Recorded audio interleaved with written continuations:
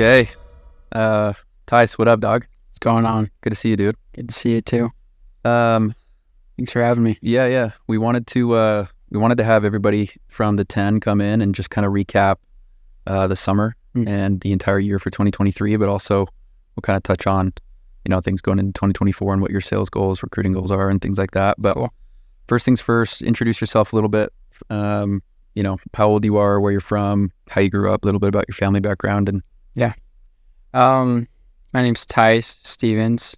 I have been in sales for about 2 years now, 2 years and like 4 months.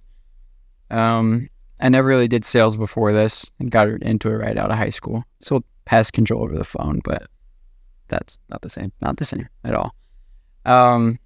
Big in sports all my life. Just really like to compete. Okay. So I think that's why I enjoyed sales so much. What sports were they? Basketball.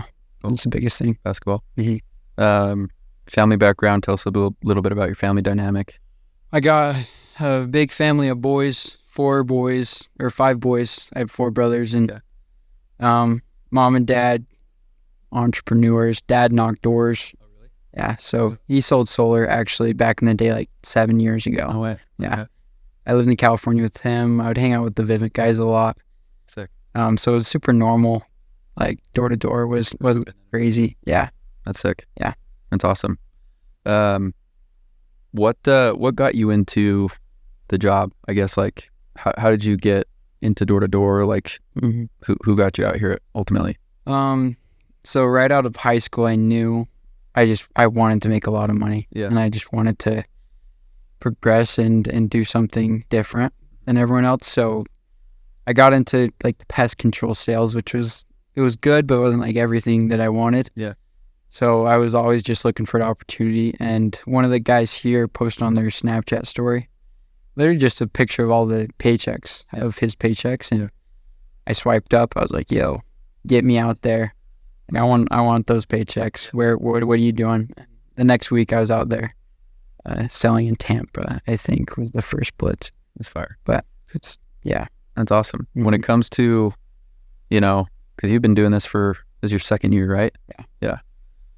Doing this for 2 years. You just hit number 2 in the entire company in your second year. Yeah. Not a lot of people do that in the entire industry at any company. What would you attribute that to? I think a lot of people, at the very beginning, ever since the beginning, when I even started pest sales, like over the phone, which is just like nothing crazy, I wanted people to listen to me and what I had to say, I wanted to be talked about. And it followed over immediately in solar. Like my first door on my first day, I got a deal, and I was so adamant about making sure everyone knew who I was. So that was the main driving factor at the beginning. Is I just wanted people to listen to me. Yeah. And I wanted to be in a place where everyone knew my name, because I knew that would open up so much opportunity for me if I'm pretty known for that. Yeah. So going into, from 2022 to 2023, like what's been the biggest difference in your growth in sales, whether, that's like environment, your sales, your competition, like what would you say has been the biggest driving factor to getting you to this spot? First year, it was mainly for myself. I was there I didn't have any recruits or any team, or I was just trying to get my own. Yeah. And, which I still did pretty well. But second year, I brought out a couple guys with my little brother and even my older brother and a couple recruits and was forced to step into a leadership position. Yeah.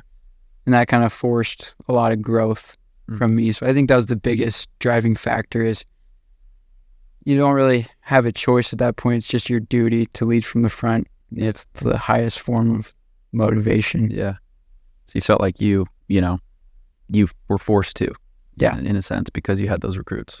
Yeah. I chose to have them out, but that forced me to grow into more of a leader. Yeah. That's freaking awesome, dude. When it comes to like what your plan was before doing sales for your life, like were you going to school or what, talk to me a little bit about that. Yeah, I never was a school guy. Okay. In high school, like, I didn't do bad, but I didn't do good, and I just didn't really care too much about it, and I didn't know why I would go to college. Yeah. So immediately, I just wanted to go for the hardest, most. I wanted to go for what was going to force the most growth out of me. And that was the whole mindset going in door to door. It wasn't even for the money initially. Yeah. It's purely just I want to grow into the person I want to become and what's going to get me there the quickest. Yeah. So You feel like money was like a byproduct of that, or? for sure. Yeah. That's awesome, man. What was your daily routine like, this summer? It was super simple. I'm a big believer in doing in a morning routine that you'll do instead of like super complicated. And I don't like I'm not very big into like all of the steps that you gotta take care of. So I would wake up probably around like 8 o'clock. Yeah. I always made sure to do some type of visualization or like overview goals, like something to just to remind myself like what I'm there for and what I want. Visualization. What else? Goal setting. We a lot of the times we did cold plunges in the mornings just to like wake up. And then the thing behind the cold plunges, I just want to do something really hard before the doors. And that was my biggest thing in the mornings. I always was trying to do something harder than the doors before getting to the doors, because then the doors just automatically got a lot easier. I love that. So mornings for something really hard. I want to remind myself that like why I'm there and what I'm chasing and what I want. And then going into the day, it was a lot easier because I'd already done something really hard and I knew what I was chasing. So what do you accredit, being literally the number 2 rep in the entire company? Mhm. Got a lot of reps. Like, what would you attribute that to? My identity. Okay. Purely who I am.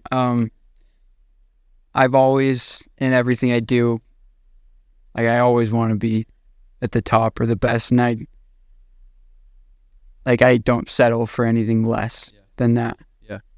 And that's just it's not anything that I did specifically, it's just who I am. Yeah.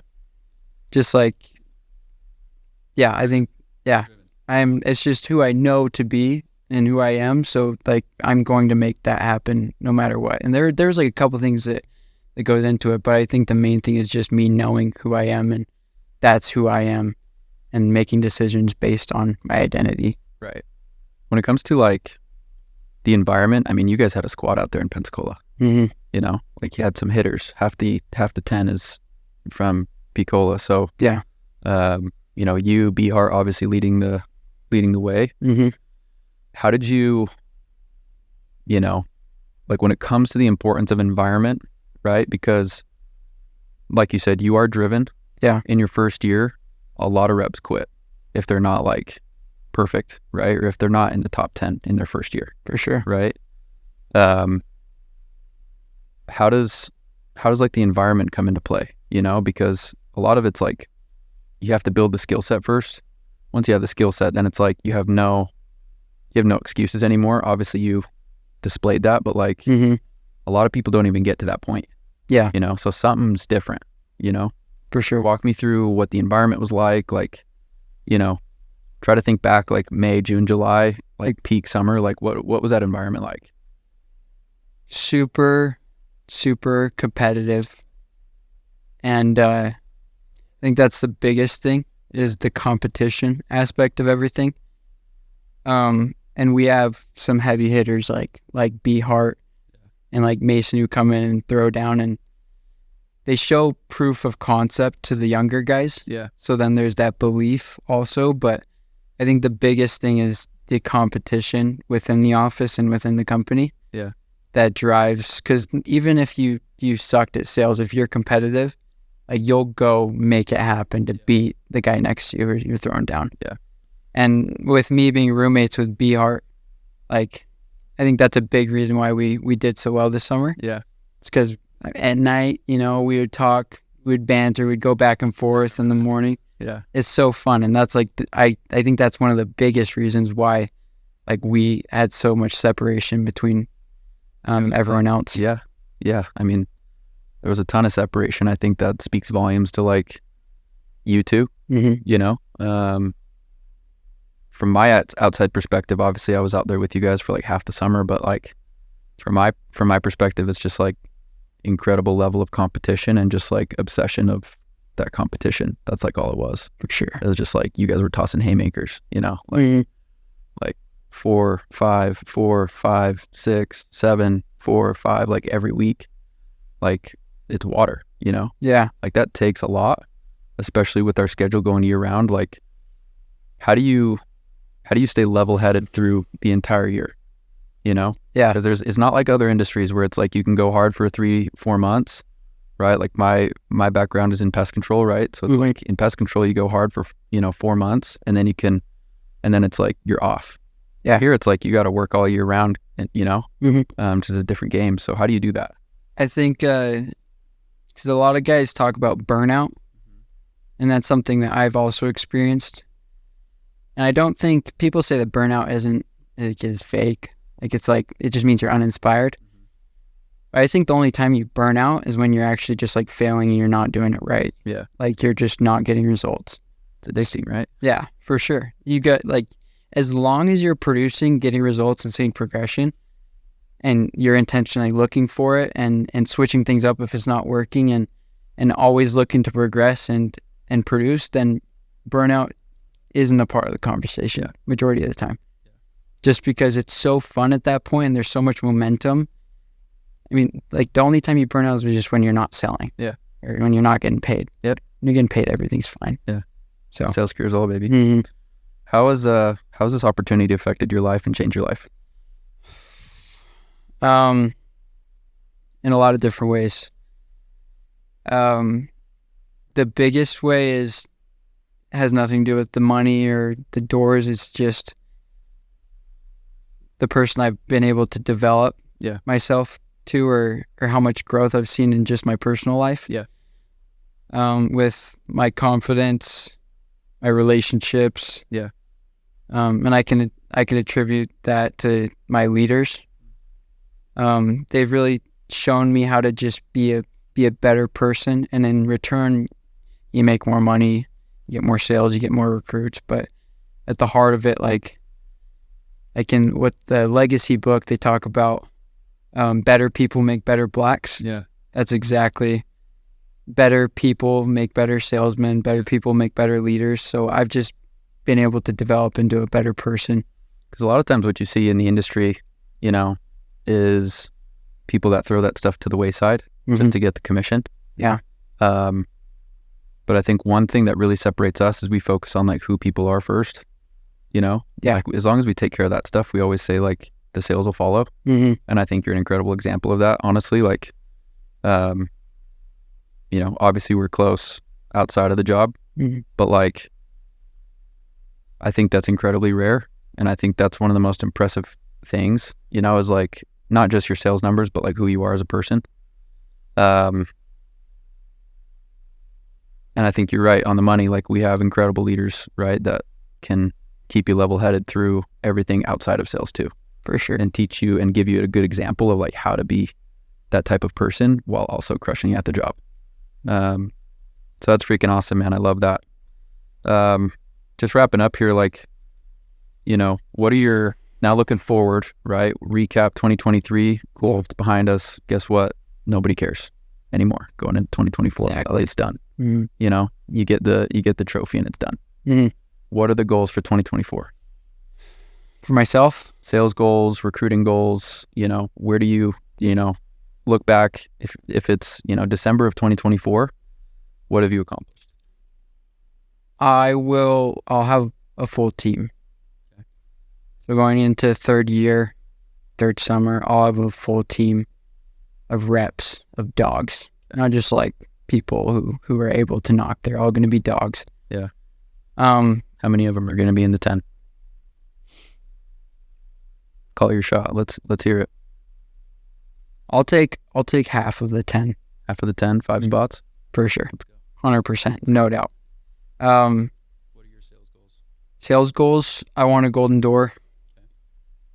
And I want to finish number one in whatever I end up doing. So recruiting, I'll probably be in the chair closing for the summer. So I want to finish with not only the most deals, but I want to have the highest retention realization rate, and finish the number one closer. But that's the biggest thing. I want to finish number one, and I want a golden door. Cool. And earnings will just follow. Yeah. With that. Cool. Yeah. We'll love it, dude. I think you're primed and ready to go for 2024. Let's go. So I'll hold you to it. Appreciate it. Well, thanks for the time, and we'll be looking forward to seeing you on the boards. Thank you. Appreciate it. Thanks, homie.